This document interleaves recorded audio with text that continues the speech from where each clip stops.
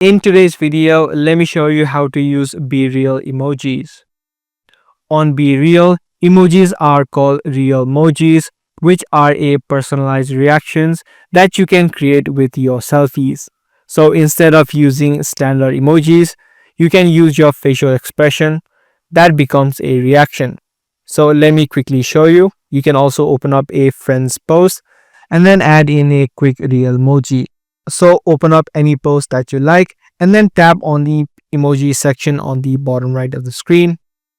This way you'll be able to view all of the emojis that are posted by other people. But in order to post your own emoji, you'll be able to see a bunch of reactions on the bottom.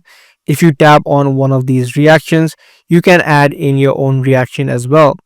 So just tap on it and the camera will open up. So as you can see, the camera has now opened up. You can give a similar reaction to the emoji that you selected. And then you can tap on continue.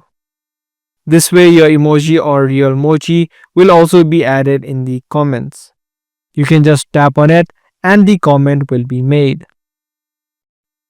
So this is the exact way on how you use the BeReal emojis.